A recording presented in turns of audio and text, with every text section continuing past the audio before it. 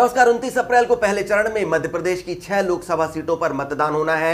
यहाँ पर विंध्य और बघेलखंड की जो सबसे महत्वपूर्ण सीट है, सीधी भी इसमें शामिल है।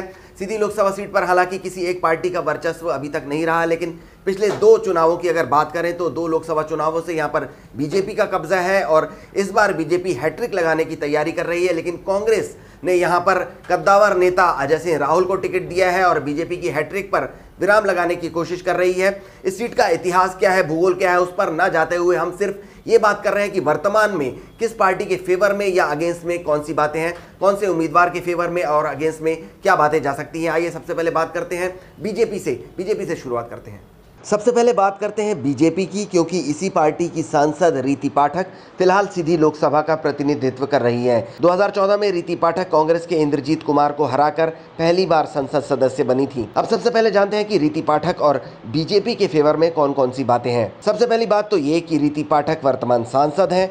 दूसरी और सबसे खास बात यह है कि सीधी सिंगरौली लोकसभा क्षेत्र के अंतर्गत आने वाली 8 विधानसभा सीटों चुरहट, चित्रांगी, धुआनी, सीधी, सिंगरौली, ब्योहारी, सिहावल और देवसर में से 7 पर बीजेपी का कब्जा है। यानी कि ये जो पूरा इलाका है वो बीजेपी का गढ़ है, जिसका फायदा सीधे तौर पर बीजेपी और रीति पाठक को मिलता दिख रहा है। पिछले चुनावों में रीति पाठक ने कांग्रेस के इंद्रजीत कुमार को 1 लाख से ज्यादा वोटों से मात दी थी, तो ये भी काफी बड़ा अंतर है जो कांग्रेस के लिए पाटना मुश्किल दिखाई दे रहा है। सांसद रीति पाठक की बात करें तो लोकसभा में उन्होंने लगभग 95% उपस्थिति दर्ज कराई है और इलाके के विकास से जुड़े कई मुद्दे भी उठाए हैं। अब बात करते हैं वो कौन सी बातें हैं जो बीजेपी के अगेंस्ट जा रही हैं। तो सबसे पहली बात यह है कि मध्य प्रदेश में कांग्रेस की सरकार है और इसका वोटरों पर कुछ न कुछ मॉरल इफेक्ट पड़ सकता है। दूसरी बात, इस बार कांग्रेस ने विंध्य क्षेत्र के कद्दावर नेता अजय सिंह को टिकट दिया है, जिनका इलाके में काफी प्रभाव माना जाता है। और तीसरा, वर्तमान सांसद के खिलाफ एंटी इनकम्बेंसी का फैक्टर भी बीजेपी और रीति पाठक के खिलाफ जा सकता है।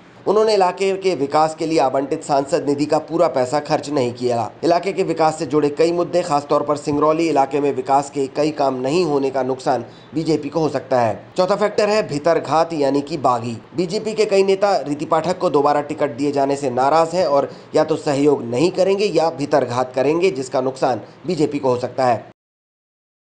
अब बात करते हैं कांग्रेस की। वो कौन सी बातें हैं जो कांग्रेस को इस सीट पर वापसी दिला सकने के फेवर में है और बीजेपी को हैट्रिक लगाने से रोक सकती हैं। तो सबसे पहली बात, जो हम पहले भी बता चुके हैं कि प्रदेश में कांग्रेस की सरकार है। कांग्रेसी कार्यकर्ताओं का मॉरल इस समय बीजेपी कार्यकर्ताओं की तुलना में थोड़ा हाई है। दूसरी बात, अजय सिंह राहुल का कद उनके पूर्ववर्ती उम्मीदवारों की तुलना में थोड़ा ज्यादा बड़ा है। विंध्य इलाके में उनके समर्थकों की संख्या काफी ज्यादा है। इसके अलावा अजय सिंह को बीजेपी की फूट का भी फायदा मिल सकता है। वहीं अगर कांग्रेस और अजय सिंह के लिए नेगेटिव फैक्टर की बात करें तो सबसे बड़ा फैक्टर ये है कि सीधी सिंगरौली लोकसभा क्षेत्र की 8 में से 7 सीटों पर बीजेपी का कब्जा है, जो कांग्रेस के फेवर में तो कतई दिखाई नहीं देता। दूसरी बात, अजय सिंह राहुल का लोकसभा क्षेत्र बार बार बदला गया।